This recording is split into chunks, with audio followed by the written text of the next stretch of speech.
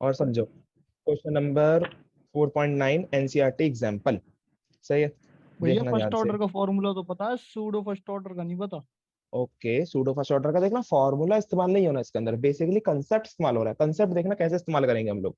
Starting का data तुम लोग पढ़ सकते हो, यहाँ से यहाँ तक अपने आप पढ़ लेना, कुछ ऐसा खास नहीं गिवन, बस अपने को टेबल ही गिवन है। सही है, और टेबल के अंदर here is time in minutes and concentration in mole per litre.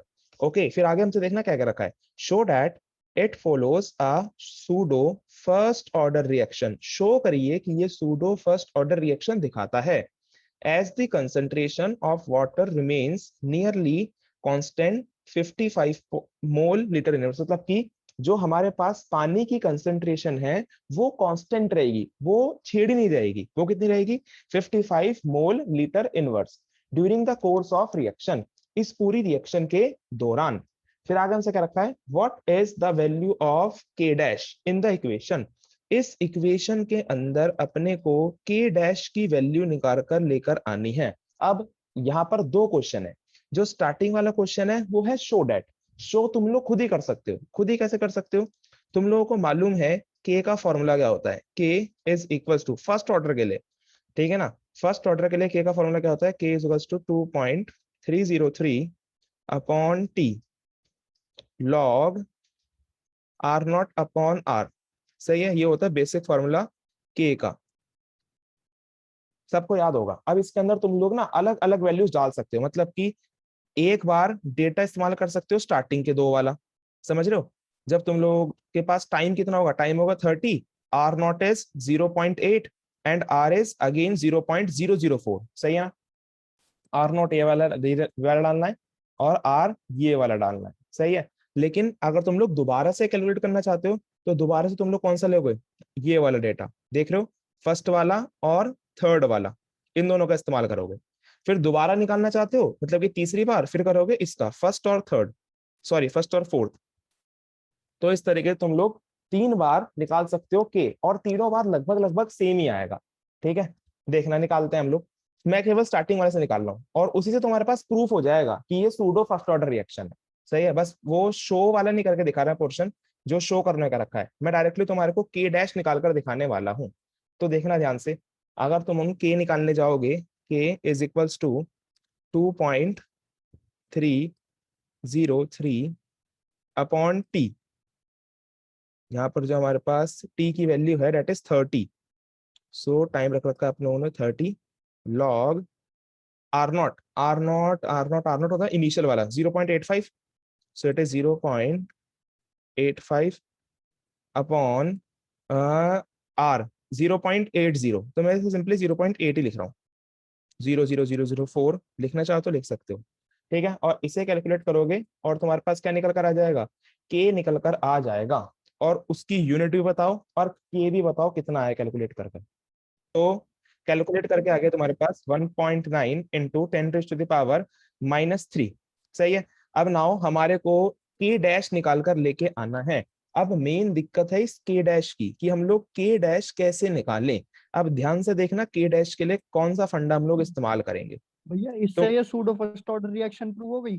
हाँ, बस मतलब कि जब तुम लोग दो तीन बार निकालोगे ना, कि जैसे तुमने एक बार के निकाला स्टार्टिंग के डेटा से, स्टार्टिंग के दो से, फिर के निकाला अगले वाले से, फिर के निकाला अगले वाले से, तो तुम्हारे पास निकल कर आएगा कि हमारे पास के की वैल्यू जो है वो नियरली सेम आ रही है हर एक डाटा के अकॉर्डिंग। सो इसका मतलब हम लोग कह सकते हैं कि के जो है अगर सेम आ रहा है तो उसके ऊपर इफेक्ट पड़ ही नहीं रहा किसी और की कंसंट्रेशन का। ठीक है ना, यही डेफिनेशन थी बेसिकली सूडो की। सूडो की डेफिनेशन क्या थी कि जो रफ्तार है इट इज इक्वल्स टू के, देखना ध्यान से नीचे की तरफ लिख रहा हूं मैं, इट इज के CH3 अरे यार ये ईस्टर है, इसको मैं ईस्टर लिख रहा हूँ, ठीक है ना, याद है ना वो रिएक्शन ईस्टर वाली जो थी। सो इट इज ईस्टर, सही है, ये CH3COO CH3 it is Easter basically, सही है ना। सो ईस्टर, और ये रहा हमारे पास पानी। सो इसके अंदर हमने पढ़ा क्या था सूडो के अंदर, कि हमारे पास जो पानी की कंसंट्रेशन के ऊपर पावर चढ़ेगी वो चढ़ेगी जीरो, जीरो की चढ़ेगी क्योंकि पानी की कंसंट्रेशन पे कोई इफेक्ट पड़ ही नहीं रहा था।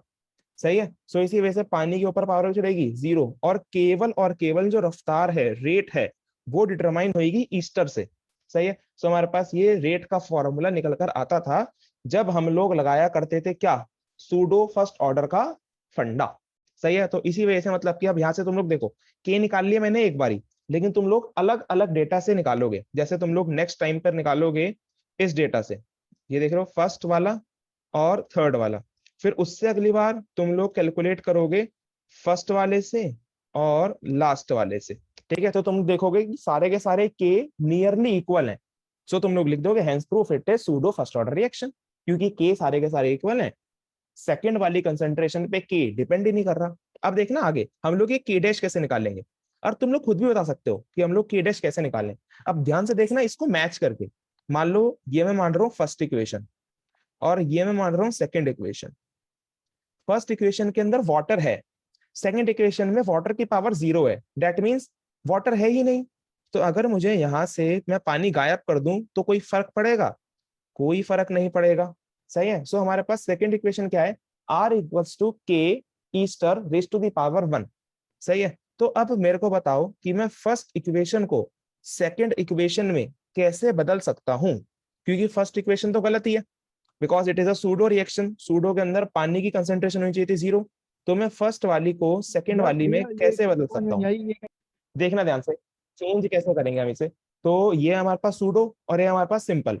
तो सूडो से सिंपल कैसे बनाया जाए, मतलब कि अगर तुम इस के की जगह, ध्यान से सुन लेना, अगर तुम लोग के की जगह के डैश अपॉन वाटर पुट कर दोगे तो क्या ये सूडो वाला नहीं बन जाएगा? दैट मीन्स अगर देखना ध्यान से, इस सूडो वाले के अंदर जो हमारे पास ये क्वेश्चन के अंदर जो गिवन है क्या रेट, भैया सूडो वाला कंसेप्ट समझ में नहीं आ रहा। तो फिर एक बार तेरे को रिवाइज करके आना पड़ेगा। सूडो वाले जब जिस दिन पढ़ाए थे रिवाइज ना नहीं, उसके एक नोट्स बार एक देखियो। ना, वो तो सब पता मुझे।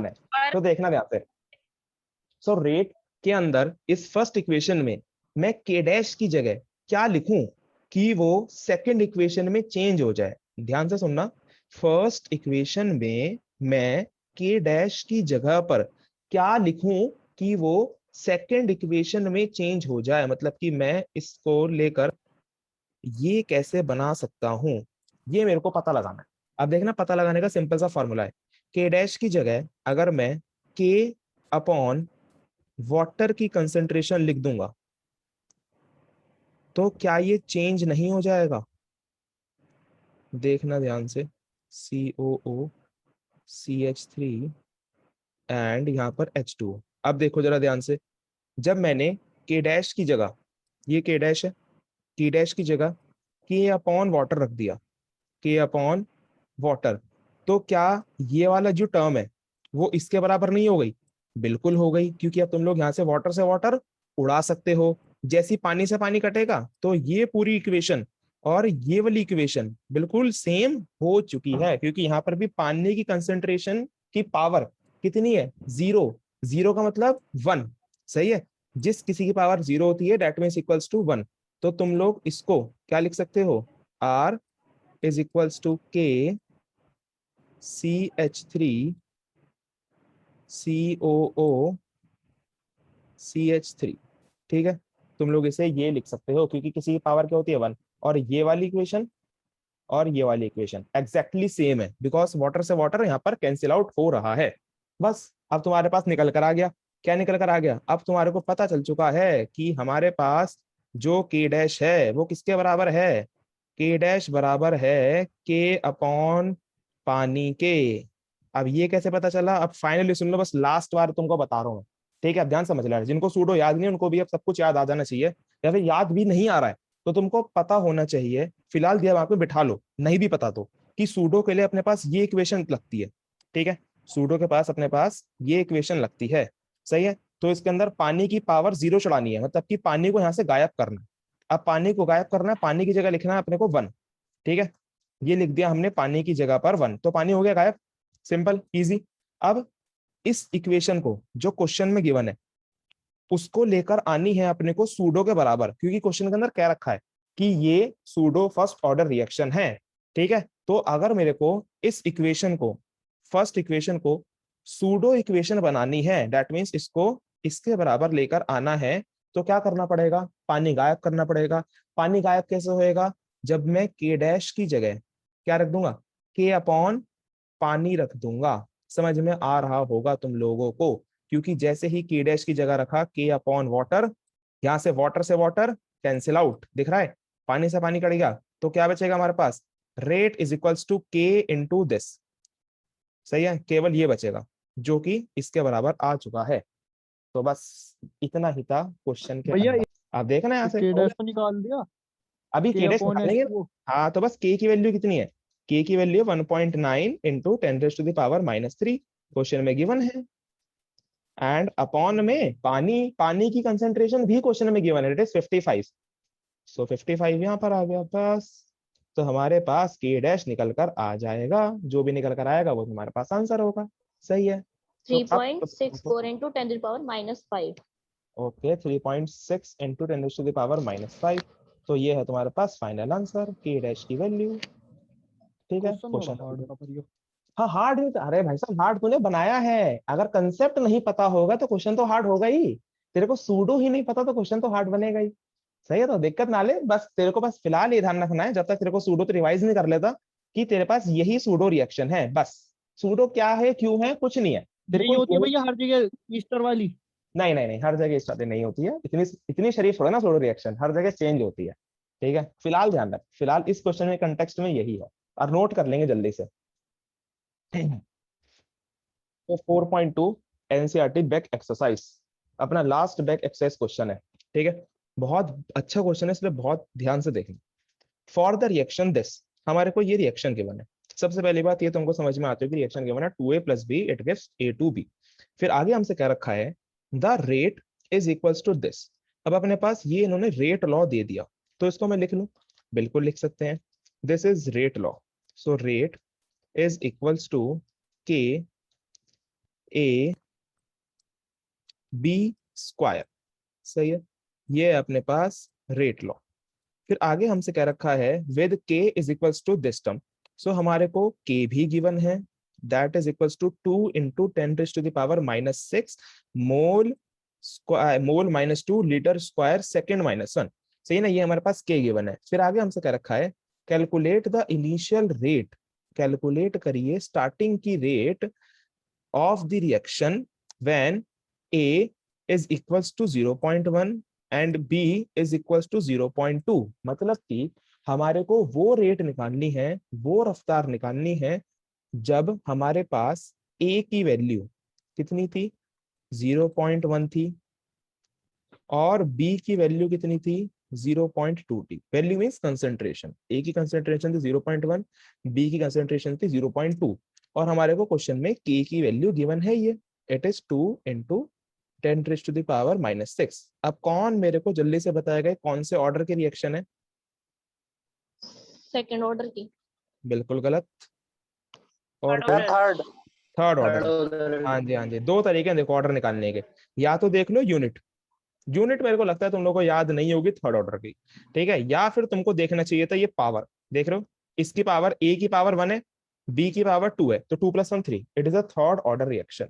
सही है, तो ये है तुम्हारे पास इतना फर्स्ट पार्ट। ठीक है ना, अब मैं आगे पढ़ ही नहीं रहा, मैं इतना ही पढ़ के इतने पार्ट का आंसर निकाल देता हूँ। सही है, क्योंकि आगे जब मैं पढ़ूंगा तो उसका आंसर अलग निकालूंगा। सो फर्स्ट पार्ट का आंसर हमारे पास सिंपली निकल जाएगा, रेट रो दे रखा है और रेट पूछी गई है।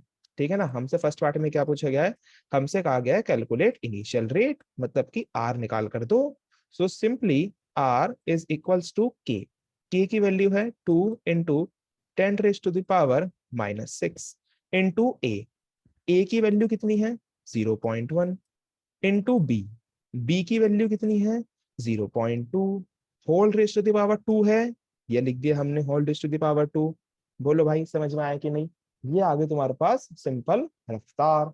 ठीक है, कोई दिक्कत तो नहीं किसी को, जो भी कैलकुलेट करोगे वो आंसर आ जाएगा। बस जल्दी से मेरे को यूनिट बता दो बस, कि यूनिट कितनी आने वाली है इसकी।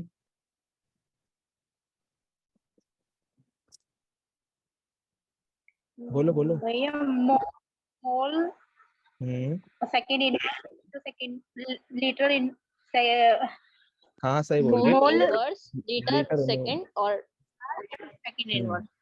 मोल लीटर इनवर्स सेकंड इनवर्स। सही है ना, क्योंकि रफ्तार की यूनिट चेंज नहीं होती है, यूनिट चेंज होती है रेट कांस्टेंट की। ठीक है ना, रेट कांस्टेंट में चेंज आ सकता है, रेट के अंदर चेंज नहीं आता। रेट क्या होती है? रफ्तार। सही है। अब देखना आगे, यहां से तुम्हारे पास रेट निकल भैया जाएगी। ये वाली यूनिट कैसा है? रेट की भाई रफ्तार है। अभी चल, अभी ये भी आ जाएगी, अभी 2 मिनट रुक जा, अभी ये भी आ जाएगी। अब इसलिए तो बताओ तो सही अभी अभी आ जाएगी, रुक तो जा, वेट तो कर, आगे वाले क्वेश्चन तो पढ़ने दे। गारंटी है मेरी, बिल्कुल अभी बता रहा हूँ, बस 1 मिनट रुक जा, क्योंकि मैं रेट का फॉर्मूला लिखने वाला हूँ। आगे देखना जरा, आगे क्वेश्चन में क्या क्या रखा है। आगे देखना क्वेश्चन में क्या क्या रखा है। आगे क्वेश्चन में क्या रखा है, calculate the rate of reaction. हमारे को रफ्तार निकाल कर दो, ठीक है ना। Calculate the rate of reaction after A is reduced to 0.06।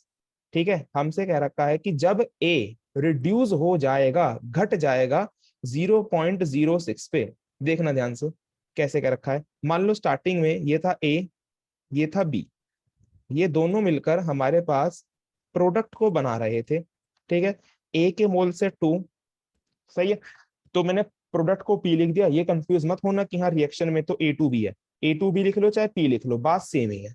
सही है। अब आगे देखना, अब इन्होंने कह रखा है इनिशियली स्टार्टिंग में हमारे पास कंसंट्रेशन कितनी थी ए की, इट इज 0.1। तो स्टार्टिंग में ये थी 0.1, स्टार्टिंग में बी था 0.2, 0.2, ठीक है ना। और प्रोडक्ट बना ही नहीं होगा, इट इज 0। सही है ना, बना भी होगा तो प्रोडक्ट से कोई मतलब नहीं है अपने को। ठीक है, अब आगे देखना, आगे आगे हमसे कह रखा है जब ए रिएक्शन में घट घट कर कितना हो गया, 0.06 हो गया। बिल्कुल हो सकता है, तो ए हो गया 0.06। तो इस टाइम पर, जिस टाइम पर हमारे पास ए 0.06 हो गया, उस टाइम पर अपने को बताना है कि रफ्तार कितनी होगी।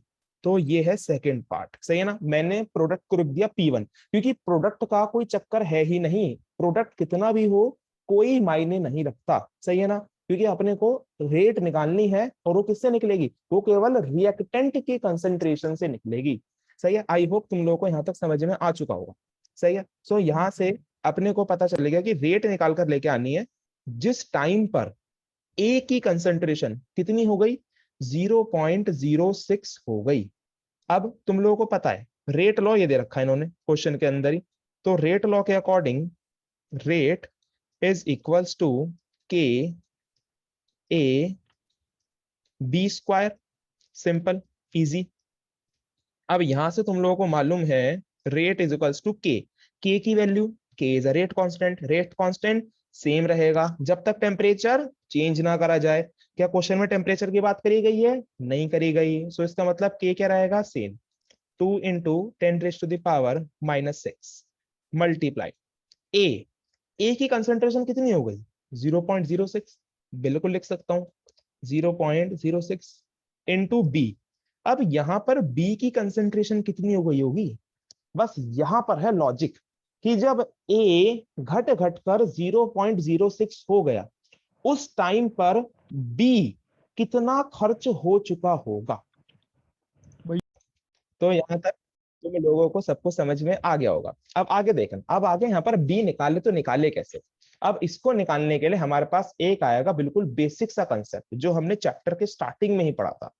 दैट इज कि एक मोल के लिए, ध्यान से सुन लेना, स्टार्टिंग में भी यही लाइन बोली थी मैंने, एक मोल के लिए रफ्तार बराबर होती है। सही है ना, तो इसको मैंने लिखा कैसे था सबको याद आ जाएगा। देखना, अगर मेरे पास ये रिएक्शन है 2A प्लस बी, सो मैंने लिखा था माइनस के 1/2 DA अपॉन DT, और तुमने बहुत सारे इसके ऊपर एग्जाम्पल भी करे थे, तुमको याद आ जाएगा, इज इक्वल्स टू माइनस का DB upon DT is equals two plus DA2B upon DT।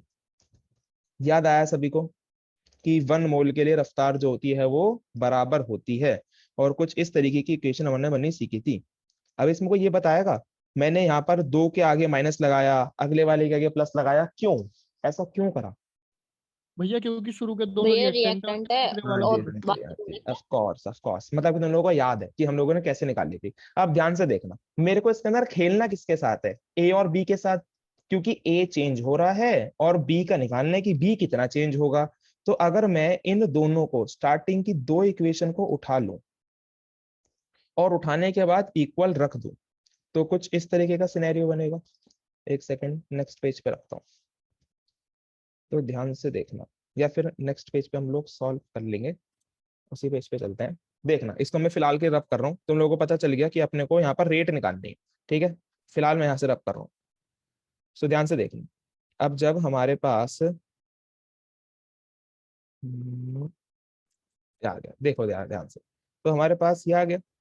अब उसके बाद जब मैं स्टार्टिंग के दो को उठाकर इक्वल टू में रख रहा हूँ, तो मेरे पास मिलेगा क्या, it is -1/2 dA upon dt is equals to -dB upon dt। बोलो भाई, यहां तक सबको समझ में आया कि नहीं? यहां तक सबको समझ में आ गया होगा, ठीक है। अब यहां से माइनस से माइनस में उड़ा सकता हूँ, बिल्कुल उड़ा सकता हूँ, कोई दिक्कत नहीं है। क्या dt से dt कैंसिल आउट कर सकता हूँ? बिल्कुल कर सकता हूँ, क्योंकि जितने टाइम में a चेंज हो रहा है उतने ही टाइम में तो b चेंज होगा। टाइम के साथ तो अपने को खेलना ही नहीं है, सही है, टाइम तो सेम ही रहने वाला है, तो भैया dt से ये dt कट गया। हाफ कैसे हो गया 1/2? शायद अच्छा मुझे वो आता है फिर वो, थोड़ा बहुत, हाँ बता कोई दो। बात नहीं, फिर उसको भूल जा, मैं मान ले भी मैंने सही लिखा है, मान ले उसको भूल जा, फिर अभी हाफ की ओर उसको उठा के नहीं यहाँ पे सही ले तो आ। तुमने लिखा ही है, एक बार बता दो, मैं याद आ जाएगा ना, हाँ तो मुझे अरे आता है थोड़ा यार, थोड़ा बस। एक मोल के लिए, एक मोल के लिए बराबर होती है, तो यहाँ पर ये है 2 मोल, तो इसको मेरे को वन हाँ बाय टू करना पड़ा, क्योंकि मेरे को 1 मोल के लिए चाहिए थी। अगर यहाँ पे लिखा होता 3, तो मैं करता 1/3, क्योंकि मेरे को 1 मोल के लिए चाहिए। सही है, याद आ गया।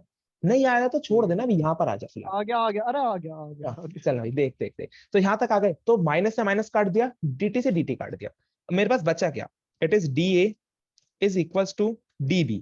यहां तक बताओ किसी को दिक्कत तो नहीं है कि मैंने माइनस से माइनस उड़ाया, उसमें तो दिक्कत होगी नहीं। dt से dt उड़ाया, उसमें भी दिक्कत हो सकती है, लेकिन मैंने तुमको बता दिया कि यहाँ पर टाइम से हम लोग नहीं खेल रहे हैं, क्योंकि टाइम का कोई मैटर ही नहीं है। टाइम मान लो यहाँ पर t1 था, यहाँ पर t2 हो गया, तो टाइम दोनों के लिए सेम है, a के लिए भी b के लिए भी, तो टाइम से मैंने टाइम उड़ा दिया। सही है, तो यहाँ पर टाइम का भी कोई इशू नहीं था, इसलिए मैंने टाइम कैंसिल आउट कर दिया, तो मेरे पास ये बचकर आ गया। अब ध्यान से देखना, it is 1/2 dA। dA means, dA मतलब कि उसमें कितना चेंज आ रहा है। अब चेंज कैसे निकालते हैं, फाइनल माइनस इनिशियल, सबको मालूम है। तो चेंज के लिए मैं क्या करूंगा, फाइनल, फाइनली ए कितना है 0.06, 0.06 माइनस इनिशियल, इनिशियली ए कितना है 0.1, 0.1 इज इक्वल्स टू dB। अब dB के अंदर फाइनली मेरे को निकाल कर लेके आना है कि वो फाइनल है कितना, माइनस डी बी का स्टार्टिंग वाला इनिशियल, बी का इनिशियल कितना है 0.2। सही है, ये आ गया। तो अब क्या मैं यहां से बी नहीं निकाल सकता, बिल्कुल निकाल सकता हूं। सो बी इज इक्वल्स टू, जब तुम लोग यहां से कैलकुलेट करोगे, सो तुम्हारे पास बी कितना आ जाएगा, कैलकुलेट करो जरा एक बार, तो यहाँ पर भी तुम्हारे पास आ जाएगा 0.18। सही है, तो बस अब तुम लोग रेट निकाल सकते हो, rate is equals to K A B square. अब तुम्हारे को ए भी पता है, बी भी पता है। ए कितना है, पहले तो के रख लो, के की वैल्यू है 2 × 10⁻⁻⁻⁶ मल्टीप्लाइड ए की वैल्यू कितनी है 0.06, so it is 0.06 multiply B की वैल्यू अभी निकाली है 0.18। अब इस कंसेप्ट को ध्यान रखना कि हमने बी निकाला कैसे। बी निकालने के लिए बस हम लोगों ने छोटा सा कंसेप्ट इस्तेमाल करा अपनी स्टार्टिंग बेस का। सही है, और फिर बस यहां से तुम्हारे पास रफ्तार निकाल कर आ जाएगी, जो भी निकल कर आएगी उसकी यूनिट रहेगी क्या, मोल लीटर इनवर्स सेकंड इनवर्स, जो तुमने ऊपर बताई थी, क्योंकि मैंने बता दिया था ऊपर कि रफ्तार की यूनिट सेम रहती है, रफ्तार तो रफ्तार है। ठीक है, तो ये था अपना बैक एक्सरसाइज 4.2। ये दोनों क्वेश्चन दोबारा से कर देखना एक बार अपने आप। सही है, और जो असाइनमेंट दिया है उसको पूरा का पूरा सॉल्व करो, बट स्टार्टिंग करना लास्ट से, क्योंकि लास्ट में तुमको मिलेंगे क्वेश्चन अरेनियस इक्वेशन के। सही है, और अरेनियस इक्वेशन तुम लोगों ने अभी अभी पढ़ी है, तो इस वजह से तुम्हारे क्वेश्चन जल्दी हो जाएंगे, और ऊपर तक जाते जाओगे तो चैप्टर भी रिवाइज होता जाएगा। सही है, तो चलो आज के लिए बस इतना ही, बाकी करेंगे कल।